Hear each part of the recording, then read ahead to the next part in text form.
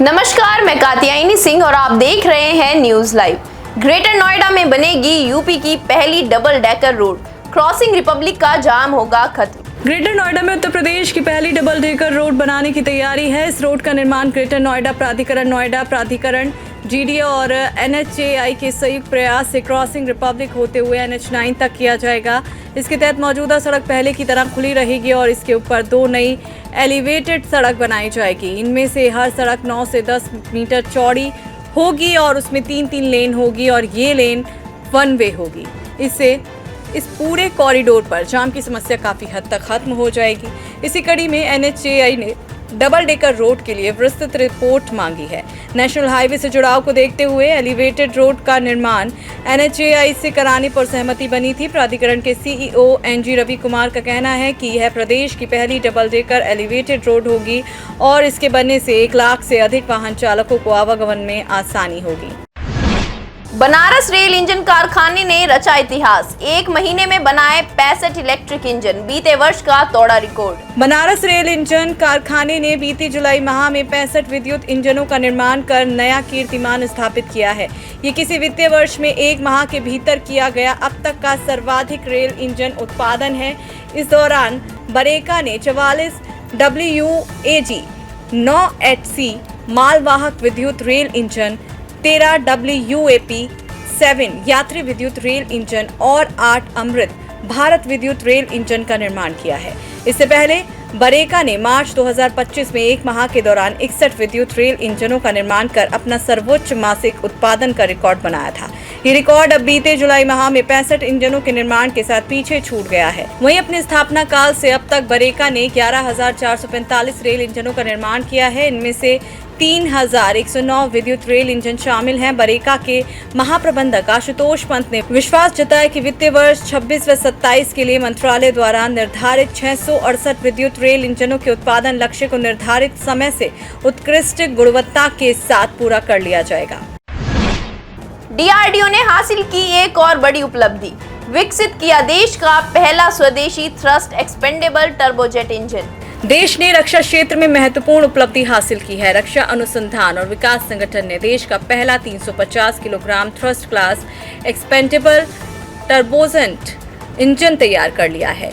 इसे बेंगलुरु स्थित gas turbine research establishment ने डिजाइन किया है और हैदराबाद की निजी कंपनी आजाद इंजीनियरिंग ने निर्मित किया है। इस उपलब्धि के साथ भारत उन चयनित देशों की लिस्ट में शामिल हो गया है जो इस तरह के जेट इंजन का उत्पादन कर सकते हैं।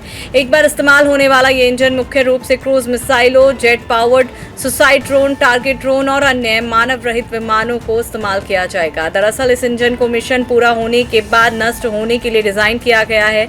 अभी तक यह क्षमता अमेरिका, रूस, फ्रांस, ब्रिटेन और चीन जैसे कुछ ही देशों के पास थी, लेकिन अब भारत भी इस लिस्ट में शामिल हो गया है।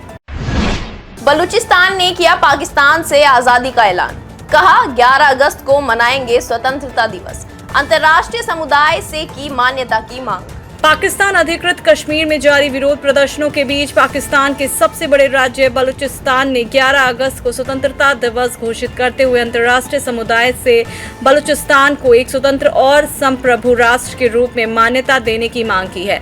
बलूच नेता मीर यार बलोच ने दुनिया के अलग अलग देशों में रहने वाले बलूच समुदाय से 11 अगस्त को अपने घरों, बाजारों, दुकानों, शैक्षणिक संस्थानों और सार्वजनिक जगहों पर स्वतंत्र बलूचिस्तान का झंडा फहराने की अपील की है। मीर बलोच ने कहा कि 11 अगस्त को हर साल बलूचिस्तान का स्वतंत्रता दिवस मनाया जाएगा। रिपब्लिक ऑफ बलूचिस्तान का दावा है कि 11 अगस्त 1947 को ब्रिटिश शासन समाप्त होने से ठीक पहले बलूचिस्तान ने खुद को स्वतंत्र घोषित किया था और उस समय पाकिस्तान ने भी कलात नाम की इस रियासत की स्वतंत्रता को स्वीकार किया था, लेकिन बाद में छल से इसे पाकिस्तान में मिलने के लिए मजबूर कर दिया गया। मीर बलूच ने कहा कि बलूचिस्तान के संविधान में हर धर्म की बात होगी और इसे हिंदी में भी लिखा गया है। इसमें हिंदुओं के हक की भी बात की गई है।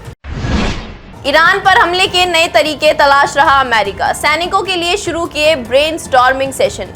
अमेरिकी सेंट्रल कमांड अब ईरान पर हमला करने के नए और रचनात्मक तरीके तलाश रहा है।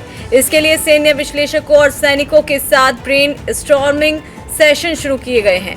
मीडिया रिपोर्ट्स के अनुसार इस बाबत मिडिल ईस्ट में तैनात अमेरिकी कॉम्बैट यूनिट ने मिलिट्री एनालिस्ट के एक बड़े ग्रुप से संपर्क किया है। अमेरिकी न्यूज चैनल CNN की रिपोर्ट के अनुसार यूएस सेंट्रल कमांड के एक अधिकारी ने कहा कि ईरान से निपटने के लिए नए आइडिया लाने के लिए सैनिकों के साथ ब्रेनस्टॉर्मिंग सेशन शुरू किए गए हैं। अमेरिकी अधिकारियों ने यह भी कहा कि राष्ट्रपति ट्रंप के पास ईरान के साथ डील करने के लिए बेहद सीमित विकल्प बचे हैं। दूसरी ओर यह भी कहा जा रहा है कि ईरान पर हमलों का कोई सार्थक परिणाम नजर आने पर राष्ट्रपति ट्रंप अब प्रतीकात्मक जीत के साथ युद्ध खत्म करने पर भी विचार कर रहे हैं।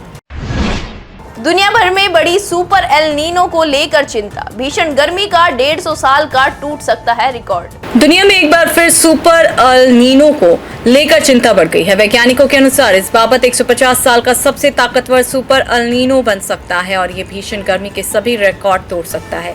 इस एल नीनो के प्रभाव के चलते दुनिया के कई देशों में भीषण गर्मी, सूखा और कुछ जगहों पर भारी बारिश जैसी घटनाएं बढ़ सकती हैं। वैज्ञानिकों ने यह अनुमान कई जलवायु मॉडल्स के आंकड़ों के आधार पर लगाया है। वैज्ञानिकों का कहना है कि पृथ्वी पहले से ही ग्लोबल वार्मिंग की वजह से गर्म हो रही है और ऐसे में अगर सुपर एल नीनो बहुत मजबूत हो गया तो दोनों का असर मिलकर दुनिया का तापमान और ज्यादा बढ़ सकता है। हालांकि यह एक अनुमान है और आने वाले महीनों में समुद्र के तापमान में मौसम के नए आंकड़ों से तस्वीर और साफ हो सकेगी। आज के लिए बस इतना ही। कल फिर मिलेंगे देश और दुनिया की नई जानकारियों के साथ। तब तक के लिए देखते रहिए और सब्सक्राइब करिए IIMT मीडिया।